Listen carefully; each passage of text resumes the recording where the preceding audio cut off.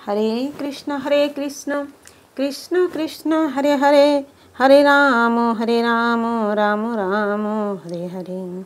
गुरु ब्रह्मा गुरु विष्णु गुरुदेव महेश्वर, गुरु साक्षात् परम ब्रह्म तस्मै श्री गुरवे नमः। जय गुरुदेव। पाठ करছি श्रीमद् भागवत गीता विज्ञान योग श्लोक नंबर 5। अपरिमित स्तनां प्रकृतिं विद्धि मे परां जीवभूतां महाबाहो जयदं ধার্যতে জগৎ। অপরা নিকৃষ্টা ইয়ম এই ইত এছাড়া তু মানে কিন্তু অন্যাম আরও একটি প্রকৃতি বৃদ্ধি মানে অবগত হও, মে মানে আমার, পরাম মানে উৎকৃষ্টা, জীবভূতাম জীব স্বরূপা, মহাবাহ হে মহাবীর, জয়া যার দ্বারা, ইদম এই, ধার্যতে ধারণ করা আছে, জগৎ জড় জগৎ। অনুবাদ। হে মহাবীর, এই নিকৃষ্ট প্রকৃতি ছাড়াও আমার আরও একটি উৎকৃষ্ট প্রকৃতি রয়েছে। সেই প্রকৃতিতে চৈতন্য স্বরূপা ও জীবভূতা। সেই শক্তি থেকে সমস্ত জীব নিঃসৃত হয়ে এই জড় জগৎকে ধারণ করে আছে।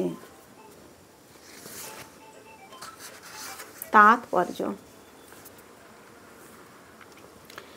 এখানে স্পষ্টভাবে বর্ণনা করা হয়েছে যে জীব ভগবানের পরা প্রকৃতি বা উৎকৃষ্ট শক্তির অন্তর্গত।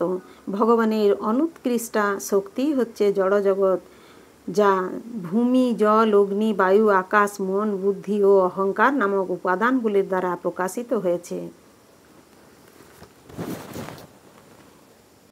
জড়জগতের উভয় প্রকাশ অর্থাৎ স্থূল পদার্থ ভূমি, জল, বায়ু, অগ্নি ও আকাশ এবং সূক্ষ্ম পদার্থ মন, বুদ্ধি ও অহংকার, এই সবগুলি ভগবানের অনুৎকৃষ্ট শক্তি থেকে উৎপন্ন হয়ে থাকে।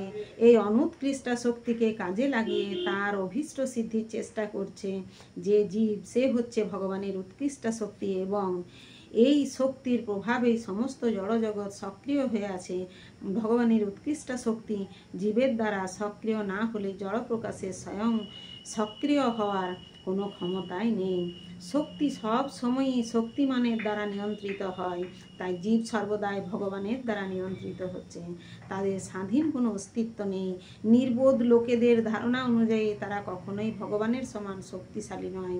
জীব ও ভগবানের মধ্যে পার্থক্য নিরূপণ করে শ্রীমদ্ ভাগবতে বলা হয়েছে, অপরিমিতা ধ্রুবাস্তনু ভৃত যদি সর্বগতাস্তর্হি ন শাশ্বতেতি নিয়ধ ধ্রুব নেতরথা অজনী চ জন্ময়ং তদ্বিমুচ্য নিয়ন্ত্রী ভবেৎ সমমনু জানতং যদমতং মত দুষ্টতয়া। হে শাশ্বত পরমেশ্বর, দেহধারী জীব যদি তোমার মতোই শাশ্বত ও সর্বব্যাপক হতো তাহলে তারা কখনোই তোমার নিয়ন্ত্রণাধীন হতো না। কিন্তু তারা যদি তোমার অনন্ত শক্তির অনুসদৃশ্য অংশ হয় তাহলে তারা সর্বতভাবে তোমার পরম নিয়ন্ত্রণের অধীন। তাই তোমার শরণাগত হওয়াই জীবের জন্য প্রকৃত মুক্তি এবং সেই শরণাগতি জীবকে প্রকৃত আনন্দ দান করে।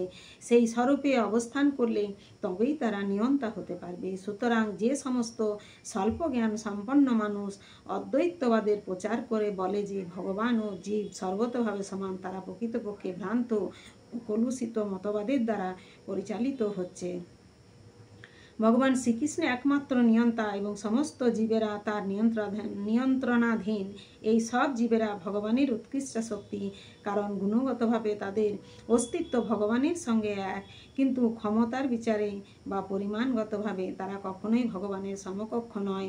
ভগবানের উৎকৃষ্ট শক্তি যখন সূক্ষ্ম স্থূল অনুৎকৃষ্ট শক্তিকে ভোগ করে তখন সে তার প্রকৃত চিন্ময় মন ও বুদ্ধিকে ভুলে যায়।